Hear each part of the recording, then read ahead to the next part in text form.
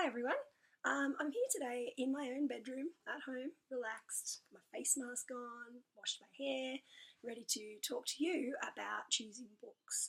I'm just noticing, and I guess all teachers notice, that sometimes students are choosing books that really aren't a good fit for them. So we're going to have a look today at how we can choose a book that's a good fit for us and some of the things we can do to check if a book is a good fit for us.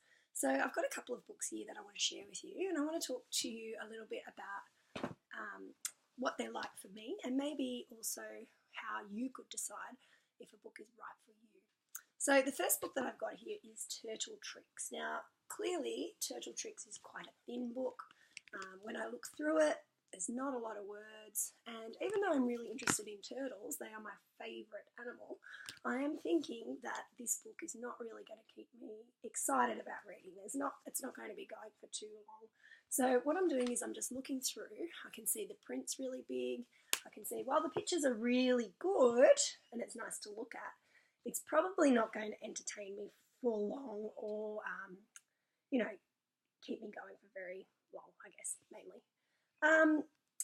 So what I notice sometimes is that children in the older years, so maybe like year 4, 5 and 6, you're still kind of hanging on to those books that have less words in them and more pictures. And I guess what I want you to start to think about is, are you choosing books that are keeping you engaged and entertained? Because really there's so much out there and you could be really enjoying your reading if you push past that a little bit. So I'm thinking like the Tom Gates books and the Diary of a Wimpy Kid books. Those are great books, but if you're reading through them really quickly or getting bored of them, maybe think about some of those books with more words and chapters and more interesting themes.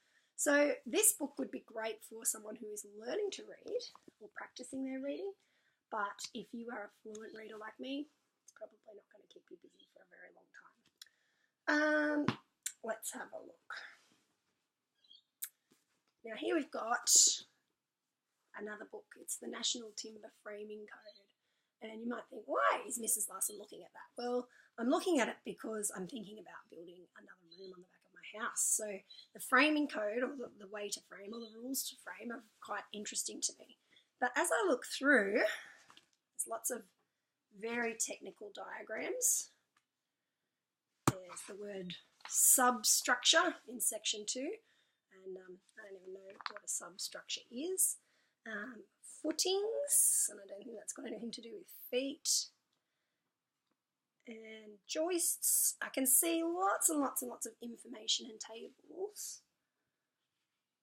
And it's very long. And I just don't know that I'm going to be able to read and understand this. So as much as I might like to learn about the Australian Timber Framing Code, I think it's probably going to be a book that's a bit too difficult for me. Some of the words, well, a lot of the words I don't understand. The tables and the graphs and the data aren't making much sense to me. I think this is a book for someone with an expertise in building. So I'm going to put it aside. So what I see at school is sometimes students trying to read books that are far too challenging for them. So if you are finding that you're stumbling over words, like, one on every single line, then you maybe need to consider something a little bit less difficult for reading for pleasure.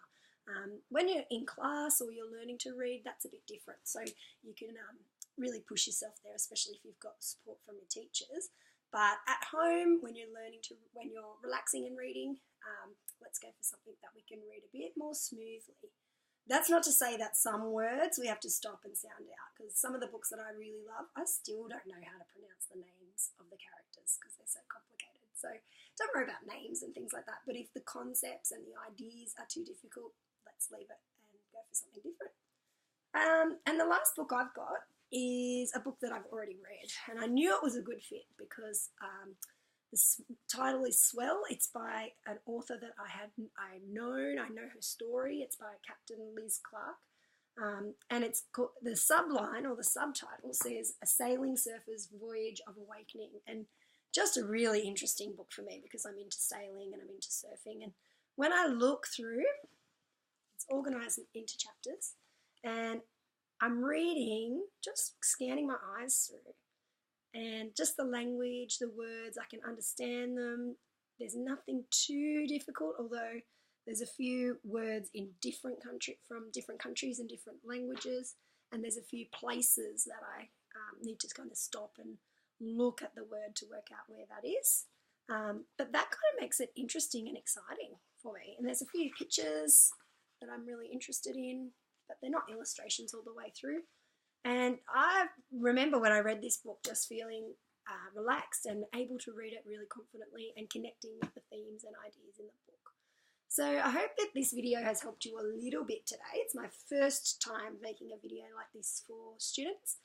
And I just want you to really think about the sorts of books that you're picking and how that might be affecting the way you feel about reading. Sometimes we think, oh, I hate reading, I don't enjoy it, but sometimes it may be just because we're picking the wrong type of book for us. Don't forget, that's my job. I'm here to help you find books that you will engage with and love. So when you're borrowing, we're thinking about those I pick strategies that we're talking about in class today. So thank you. Bye.